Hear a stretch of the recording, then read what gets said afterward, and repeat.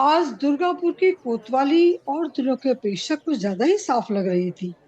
फर्श को काफी अच्छे तरीके से साफ किया गया था। 50-60 कुर्सियां भी डलवाई गई थी। सामने डायस और 4 मेज रखी गई थी, जिन पर मेज पोस्ट डालकर दोनों ओर गुलदस्तों से सजाया गया था। इस सब को करने के पीछे कारण यह था कि इंस्पेक्टर दिवाकर की टीम ने हाल ही में 50 करोड़ की सोना, भारी मात्रा में ड्रग्स और 4 कुख्यात तस्करों को अरेस्ट किया था। इसलिए प्रेस कॉन्फ्रेंस तो बनती ही थी। प्रदेश के पुलिस कमिश्नर का इंतजार किया जा रहा था। काफी सारे पत्रकार एवं कई चैनल के रिपोर्टर भी वहां आ गए थे, जिससे कोतवाली में चहल पहल कुछ ज्यादा ही बढ़ी हुई थी। सब इंस्पेक्टर कंगना ने माइक पर आकर सभी को संबोधित करते हुए कहा, अभी कुछ देर में पुलिस कमिश्नर माथुर साहब आने वाले हैं। उनके आते ही प्रेस कॉन्फ्रेंस शुरू कर दी जाएगी। एक रिपोर्टर ने पूछा, मैम, आज की प्रेस कॉन्फ्रेंस का विषय क्या है? थोड़ा धैर्य रखें, सब कुछ आपके सामने आने वाला है। एक सिपाही ने इंस्पेक्टर दिवाकर को आकर बताया, सर, कमिश्नर साहब पूछ रहे हैं कार्यक्रम कितने बजे शुरू होगा। इंस्पेक्टर दिवाकर उससे कुछ कहने ही वाले थे कि तभी सब इंस्पेक्टर कंगना ने आकर बताया, सर, बहुत गड़बड़ हो गई है। कंगना के चेहरे पर व्यग्रता और परेशानी के लक्षण साफ दिख रहे थे। क्या हो गया? सर, हमारे थाने के पास जो ग्रीन हंट बैंक की शाखा है, उसमें कुछ बदमाश घुस आए हैं।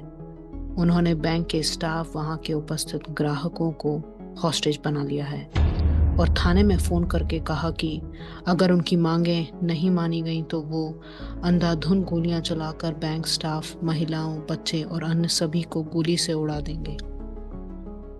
ये बात सुनते ही इंस्पेक्टर दिवाकर का ब्लड प्रेशर हाई हो गया। उन्होंने तुरंत ही कमिश्नर माथुर को फोन लगाकर घटना की पूरी जानकारी दी। कमिश्नर माथुर बोले, दिवाकर, एक काम करो, प्रेस कॉन्फ्रेंस बिल्कुल कैंसिल कर दो और प्रेस वालों को सारी सच्चाई बता दो। ऐसे मामले छुपाए नहीं छूटते। ये थोड़ा हिचकते हुए बोले, और एक काम करो, कर्नल पुरोहित को बुला लो। फिर कुछ देर दिवाकर की खामोशी भांपकर कमिश्नर माथुर बोले, देखो दिवाकर, मैं जानता हूं कि पिछले केस में, वो बिजनेसमैन अविनाश वाला केस, उसमें कर्नल साहब ने शायद हमसे कुछ झूठ बोला था, पर ये याद रखो कि ऐसे बैंक हॉस्टेज वाली सिचुएशन को हैंडल करने में कर्नल से बेहतर कोई नहीं है। ठीक है सर। दिवाकर ने उपस्थित प्रेस वालों को सारी सच्चाई बताई। हम लोग तुरंत यहाँ उपस्थित पुलिस बल को लेकर घटनास्थल की ओर रवाना हो रहे हैं। प्रेस कॉन्फ्रेंस किसी और दिन रखी जाएगी। प्रेस और मीडिया अब प्रत्यक्ष रूप से खुश नजर आ रहा था, क्योंकि बैठे बिठाए उन्हें मसाला जो मिल गया था। सारे प्रेस और मीडिया वाले ग्रीन हैंड बैंक की ओर रवाना हो गए। कोतवाली की पुलिस में एक 150 किलो का हवलदार ओंकार था, जिसे सभी ऑफिसर और पुलिस के उसके साथी गुड फॉर नथिंग कहते थे। 2 दिन बाद ही ओंकार रिटायर होने वाला था। दिवाकर ने उससे कहा, आप यहीं रुकिए, हम वहाँ की स्थिति से आपको अवगत कराते रहेंगे। यहाँ कोई खास बात हो तो हमें सूचित कर दीजिएगा। ठीक है सर, मैं तो वैसे भी गुड फॉर नथिंग हूँ, लेकिन अगर आप मुझे ले चलते तो शायद मेरा तजुर्बा आपके काम आता। तभी वहां पर कर्नल पुरोहित भी आ गए। दिवाकर ने थोड़ा रूखे लहजे में कहा, सर, आप चल रहे हैं क्या हमारे साथ? हो सकता है कि आपको इस केस में एंगेज करना पड़े। चलिए। रास्ते में दिवाकर की रुखाई को भांपते हुए कर्नल बोले, वो अविनाश धवन के केस को लेकर अब भी मुझसे नाराज हो? देखो भाई, उस केस का अंजाम वही हुआ जो होना चाहिए था। मुझे पता था कि तुम कितने सालों से तरक्की की कोशिश कर रहे हो। ये सब सोचते हुए मैंने वो सब किया। चलो, अब माफ भी कर दो यार। ये देखो, बैंक भी आ गया। बैंक के पास आकर उन लोगों ने देखा बैंक के दरवाजे बंद थे। बैंक का इकलौता सिक्योरिटी गार्ड बाहर लहूलुहान पड़ा था। इंस्पेक्टर दिवाकर, कंगना और कर्नल पुरोहित तुरंत वहां पहुंचे और सिक्योरिटी गार्ड से पूछा, ये सब कैसे हुआ? उसने बताया, सर, ये सब बहुत अचानक हुआ। कुछ बदमाश है जिनके हाथ में असॉल्ट राइफल्स थी।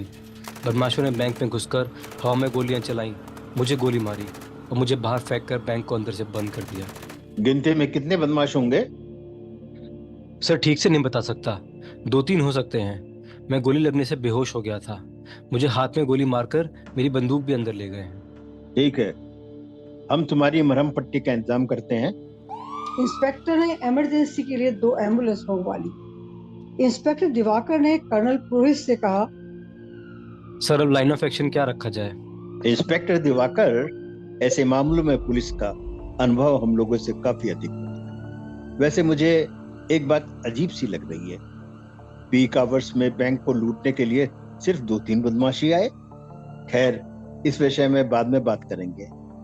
आप अपने लोगों को निर्देशित कीजिए।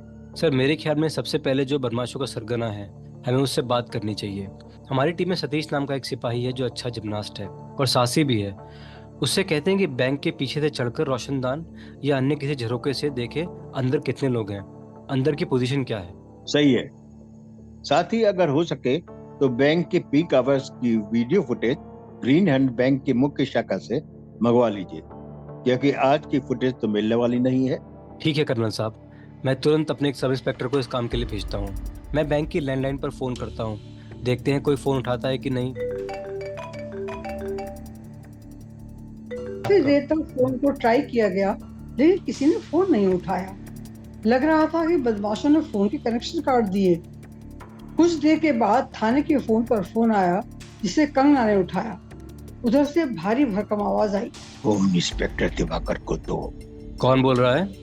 कौन बोल रहा है इस बात से तुम्हें कोई मतलब नहीं होना चाहिए। शतरंज की इस बिसात पर जरूरी ये नहीं कि कौन राजा है कौन वजीर। ध्यान से सुनो। हॉस्टेजेस को फ्री करने के लिए हमारी 3 प्रमुख डिमांड्स हैं। क्या है तुम्हारी डिमांड्स? नंबर 1, भारत के हेल्थ मिनिस्टर न्यूज चैनल पर लाइव आकर कोरोना विक्टिम्स से माफी मांगे। नंबर 2, हमें 1000 रुपए के 500 नोट एक ब्रीफ केस में बंद करके भेजे जाए। नंबर 3, हम हर आधे घंटे पर आपसे एक रिडल पूछेंगे और हर रिडल का सही जवाब मिलने पर हम 2 हॉस्टेजेस रिलीज कर देंगे। गलत जवाब या देरी होने पर एक हॉस्टेज को मार डालेंगे। ये कैसी उटपटांग मांगे हैं? 1000 के नोट को बंद हुए तो जमाना हो गया है। 1000 के नोट हम कहाँ से लाएंगे? ये मैं नहीं जानता, ये तुम्हारा सिर दर्द है। हम अपनी चाल चल चुके, अब तुम्हारी बारी है। और अगर ज्यादा चालाकी दिखाई तो याद रखना, चेकमेट हो जाओगे। ठीक है, हम इतने भी पत्थर दिल नहीं हैं। हम तुम्हें पहले 2 डिमांड्स को पूरा करने के लिए 2 घंटे का समय दे रहे हैं। हमारी पहली रिडल है, मैं अंदर भी हूं, मैं बाहर भी हूं, मैं कमरे में भी हूं, मैं सर्वत्र हूं, लेकिन कोई मुझे पकड़ नहीं पाता, कोई देख नहीं पाता। बताओ मैं क्या हूं? और आपका समय शुरू होता है अब। दिवाकर ने कर्नल पुरोहित से कहा, साला हमसे केबीसी खेल रहा है? बच्चों हमारे हाथ तो लगेगा ही तू, फिर हम बताएंगे तुझे केबीसी कैसे खेली जाती है। दिवाकर ने वहां उपस्थित सभी से कहा, जल्दी से इस पहेली का उत्तर ढूंढो। उसी समय सतीश आ गया। सतीश ने बताया, सर बिल्डिंग में कोई भी रोशनदान नहीं है, हर जगह एसी लगे हुए हैं, इसलिए हॉल में झांकना लगभग नामुमकिन है। ठीक है, कोई बात नहीं। थोड़ी देर बाद इंस्पेक्टर दिवाकर ने टीम से पूछा, रिडल का जवाब किसी को मिला क्या? हर कोई अपने हिसाब से रिडल का जवाब बताता रहा, लेकिन इंस्पेक्टर दिवाकर उनके जवाब से संतुष्ट नहीं थे। सोचिए सोचिए, क्या हो सकता है इसका जवाब? कुछ देर बाद अपने हाथों को मलते हुए एक इंस्पेक्टर बोला, अरे यार, इनको ये सर्दी का दिन ही मिला, वो भी कितनी हवा है। साले इन बदमाशों से तो पहले हवा ही हमें मार देगी, और ये तो दिखती भी नहीं है। उसकी बात सुनकर सब इंस्पेक्टर कंगना उत्साह से बोली, सर, रिडल का उत्तर हवा हो सकता है। मैं अंदर भी हूँ, मैं बाहर भी हूँ, मैं कमरे में भी हूँ, मैं सर्वत्र हूँ, लेकिन कोई मुझे पकड़ नहीं सकता, कोई देख नहीं सकता। हवा, सही ना? बिल्कुल सही कंगना, वेल डन। एक सब इंस्पेक्टर 2 भरे बैग बैंक की वीडियो फुटेज ले आया और उसे इंस्पेक्टर दिवाकर की टेबल पर रखता हुआ बोला, अब क्या करना है सर? अगर हम सारी वीडियो फुटेज देखेंगे तो उसमें तो सर महीना लग जाएगा। वहां बैठे कर्नल पुरोहित ने उनसे कहा, तुम भी अनुमान से कम नहीं हो। पूरा संजीवनी पहाड़ी उठा लाए। हमें सारे वीडियो को नहीं देखना, केवल आज से 4-5 दिन के पीक आवर्स के वीडियोस को खंगालना है और देखना है कौन आदमी है जो बैंक में रेकी कर रहा है, यानी कौन अपनी नजरों से बैंक में लगे सीसीटीवी कैमरों की ओर बार बार देख रहा है, किसकी गतिविधियां शक के दायरे में आती, और सारे कांस्टेबल और हेड कांस्टेबल को इस काम में लगा दो। पीकारसी क्यों सर? पहली बात तो ये कि आज ये लोग पीक आवर्स में आए, तो जब इन लोगों ने प्लानिंग करी होगी उस टाइम भी ये पीक आवर्स में ही आए होंगे, ये भापने के लिए कि डकैती वाले दिन कितने लोगों को एक्सपेक्ट कर सकते हैं। और दूसरे, जब भीड़ होती है तब बैंक का निरीक्षण करना मुश्किल हो जाता है। इन्हें पता है कि हम लोगों बैंक की वीडियो फुटेज देखेंगे तो पीक आवर्स में इन्हें ढूंढना मुश्किल हो जाएगा। ये सब सोच के ये लोग प्लानिंग निरीक्षण करने पीक आवर्स में ही आए। कंगना ने तुरंत ही कांस्टेबल और हेड कांस्टेबल के बैच बनाकर उन्हें कंप्यूटर के सामने बिठा दिया। सभी लोग अपने अपने काम में लग गए। इंस्पेक्टर दिवाकर ने कहा, आप लोग भी कंप्यूटर पर नजर रखें। दिवाकर ने कर्नल पुरोहित से कहा, कर्नल, हमारी पूरी कोशिश के बाद भी 1000 के नोटों का इंतजाम नहीं हो पा रहा है। हमें कमिश्नर माथुर ने सलाह दी है कि 1000 के नोट केवल आरबीआई से ही संपर्क करने से प्राप्त किए जा सकते हैं, अगर उन्होंने साइड नोट डिस्ट्रॉय नहीं किए हो तब। और दूसरे, हेल्थ मिनिस्टर जापान के विजिट पर गए हैं, उनसे संपर्क किया तो उन्होंने बताया वो रात 8 बजे से पहले नहीं आ सकते। इंस्पेक्टर दिवाकर, 1000 के नोटों का इंतजाम तुम मुझ पर छोड़ दो। मेरा एक क्लाइंट है, शायद वो तुम्हारी समस्या का निदान कर दे।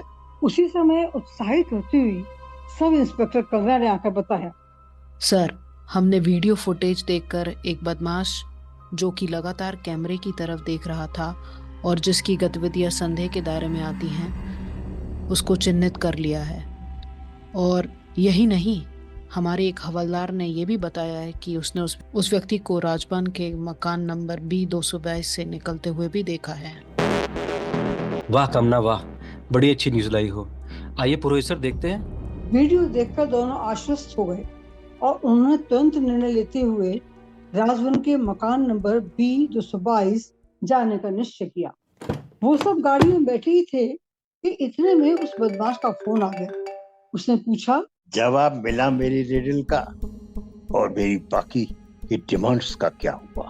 हाँ, तुम्हारी रिडल का जवाब है हवा, और तुम्हारी बाकी की डिमांड्स पर काम किया जा रहा है। Very good. अब मेरी अगली रिडल सुनो। मैं बिना मुख के बोल सकता हूँ और बिना कान के सुन सकता हूँ। बताओ कौन हूँ मैं? कहकर उसने फोन को काट दिया। साला ऐसा लग रहा है 12वीं की परीक्षा में बैठा हूँ। रजवन के मकान नंबर B222 में आकर उन्होंने घंटी बजाई तो दरवाजा एक 40 वर्षीय महिला ने खोला और पुलिस को देखकर थोड़ा घबरा गई। सर, क्या क्या, क्या क्या बात है? मैडम, आप घबराइए नहीं। फिर कंप्यूटर से डाउनलोड की गई तस्वीर दिखाकर पूछा, हमें इनसे 2 मिनट बात करनी है, जरा इन्हें बुला लीजिए। महिला ने फोटो पकड़ते हुए पूछा, कौन कौन है ये? मैं इन्हें नहीं पहचानती। ये यहाँ नहीं रहते। हम लोग कुछ महीने पहले ही यहाँ शिफ्ट हुए। ये शायद यहाँ हमसे पहले रहती होंगे। अच्छा, आप जरा अपने हस्बैंड को बुलाइए। जी, वो घर पर नहीं है। वो बच्चों को घुमाने के लिए ले गए हैं। कितने साल का बच्चा है आपका? मेरा बच्चा 2 साल का है।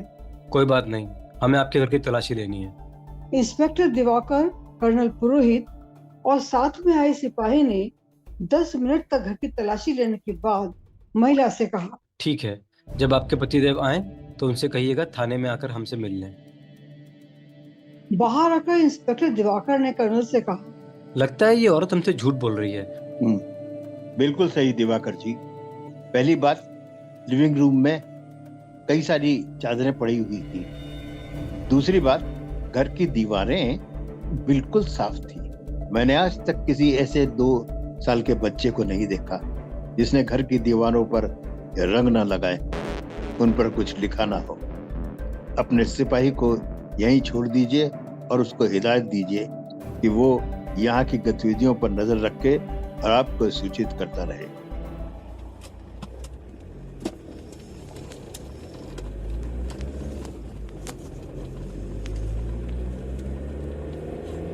इंस्पेक्टर और कर्नल गाड़ी में बैठकर वापस बैंक की ओर जाने लगे।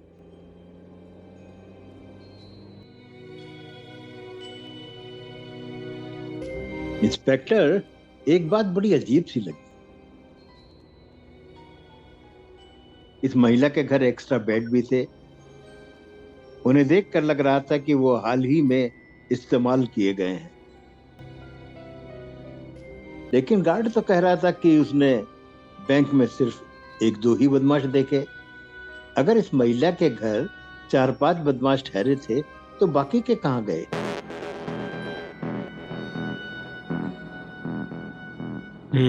सही कह रहे हैं सर। और सर, उसकी रिडल का क्या जवाब हो सकता है? मैं बिना मुंह के बोल सकता हूँ और बिना कान के सुन सकता हूँ। कौन हूं मैं? इसका क्या जवाब हो सकता है सर? दिवाकर, उसका उत्तर भी उस महिला के घर पर ही था। उसके घर के बड़े बड़े खाली कमरों में ही था। इस रिडल का जवाब क्या था सर? इससे पहले कर्नल कुछ बोल पाते, वो लोग बैंक पहुंच गए और सब इंस्पेक्टर कंगना ने बताया कि सर, कर्नल साहब का आदमी ये ब्रीफकेस दे गया है, कह रहा था इसमें 1000 के नोट हैं। Very good. उस बदमाश को कोई फोन तो नहीं आया ना? तभी फोन की घंटी बज उठी। देखिए मैम, शायद उस बदमाश का फोन होगा। कंगना ने फोन उठाया। इंस्पेक्टर दिवाकर को फोन दो। इंस्पेक्टर दिवाकर ने फोन अपने हाथ में लिया। हेलो इंस्पेक्टर दिवाकर, क्या हुआ हमारी तीनों डिमांड्स का? तुम्हारे रिडल का जवाब है। फिर दिवाकर कर्नल की ओर देखने लगे। कर्नल बोले, गूंज, मैं बिना मुंह के बोल सकता हूँ और बिना कान के सुन सकता हूँ। गूंज। हाँ, तो तुम्हारी रिडल का उत्तर है गूंज। बोलो, ठीक है ना? और तुम्हारे 1000 के नोटों का भी इंतजाम हो गया है। गेट खोल देना, मैं स्वयं ब्रीफकेस तुम्हारे हवाले कर दूंगा। गेट खोल दें ताकि तुम अंधाधुंध गोलियां चलाकर हमारा सफाया कर दो। इतने होशियार मत बनो इंस्पेक्टर। मालूम है कि तुम बहुत तेज तर्राट इंस्पेक्टर हो। साथ ही तुम्हारे साथ में कर्नल पुरोहित भी है। घोड़े के साथ वजीर, यानी एक डेंजरस कॉम्बिनेशन। लेकिन याद रखो, रानी हमारे पास है। चुपचाप ब्रीफ के शटर के नीचे से खिसका दो। हमारी तीसरी डिमांड, हेल्थ मिनिस्टर आकर माफी मांगे, उसका क्या हुआ? उनसे संपर्क किया जा रहा है और जल्दी तुम्हारी तीसरी डिमांड भी पूरी कर दी जाएगी। क्या मतलब? अभी तक तुम्हारा उनसे संपर्क ही नहीं हुआ? ठीक है, मैं अभी एक कैदी को आउट कर देता हूँ, मतलब एक हॉस्टेस को परलोक पहुंचा देता हूँ। दिवाकर अचानक अधीर और गुस्सा हो गए। खबरदार जो ऐसा सोचा भी। मैं हॉस्टेज को भूल जाऊंगा और बैंक में घुसकर तुझे इतना मारूंगा, जिंदगी में तू कुछ करने काबिल नहीं बचेगा। अपनी औकात में रहे। औकात से बाहर गया ना तो मैं नहीं, मेरी रिवॉल्वर तुझसे बात करेगी। अगर तुम मेरे बारे में थोड़ा भी जानते हो तो तुम्हें पता होगा कि मैं जो सोचता हूँ वो कहता हूँ, और जो कहता हूँ वो ज़रूर करता हूँ। तुम्हारी 2 डिमांड पूरी कर दी गई हैं। अब शराफत से हॉस्टेज रिलीज कर दो।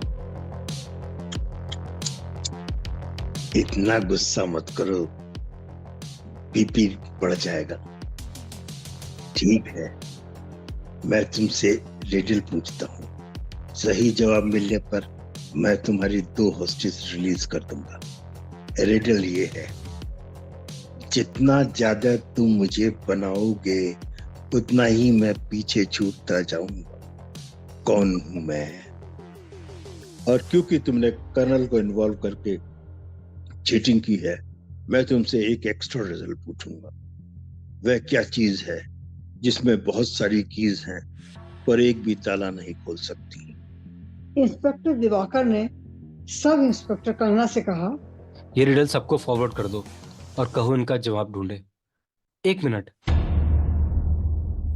दूसरी रिडल का उत्तर मुझे मालूम है, बल्कि कल ही मैं अपने बेटे को दिलवा कर आया हूँ। वो क्या चीज़ है जिसमें बहुत सारी कीज हैं पर एक भी ताला नहीं खोल सकती? उसका आंसर है पियानो। फिर इंस्पेक्टर दिवाकर ने 1000 रुपए वाला ब्रीफ केस शटर के नीचे से अंदर धकेल दिया और आकर स्टाफ से पूछा, भाई आप लोगों को रिडल का उत्तर मिला क्या? देखिए जरा जल्दी कीजिए, अगर जल्दी पहेली का हल नहीं निकला तो बदमाश एक आदमी को मार सकता है। अभी तक आप लोगों ने जो उत्तर बताए हैं वो गलत हैं। रिडल है, जितना ज़्यादा तुम मुझे बनाओगे उतना ही मैं पीछे छूटता जाऊंगा। कौन हूँ मैं? आपस में एक दूसरे को पहेली का हल सुझाते रहे और अपने आप ही इस निष्कर्ष पर पहुंच जाते थे कि उनका उत्तर सही नहीं है। कर्नल पुरोहित और इंस्पेक्टर दिवाकर बहुत देर तक दूसरी पहेली का हल ढूंढते रहे। अचानक दिवाकर ने कहा, सर इस पहेली का उत्तर फुट स्टेप में हो सकता है, क्योंकि फुट स्टेप ही तो हैं जो हम बनाते हुए चलते हैं और वो पीछे छूटते जाते हैं। क्या कहते हैं सर आप? बिल्कुल सही दिवाकर, इसका उत्तर फुट स्टेप ही हो सकता है। अब जल्दी से फोन लगाओ और उन्हें दोनों रिडल का उत्तर बताओ। इस बार स्वयं इंस्पेक्टर दिवाकर ने उसी अननोन नंबर को डायल किया। फोन उठाने पर इंस्पेक्टर ने बताया, तुम्हारी पहली पहेली का उत्तर है फुट स्टेप्स। जितना ज्यादा तुम मुझे बनाओगे उतना ही मैं पीछे छूटता जाऊं। कौन हूं मैं? और दूसरी का जवाब है पियानो। वह क्या चीज है जिसमें बहुत सारी कीज हैं पर एक भी ताला नहीं खोल सकती? अब जल्दी करो और दो नहीं कम से कम 5 हॉस्टेज रिलीज करो। तुम तो ऐसे कह रहे हो सरकार जैसे तुमने इन लोगों को हॉस्टेज बनाया हो, लेकिन हाँ, अपने वादे के अनुसार हम 2 हॉस्टेज रिलीज कर रहे हैं।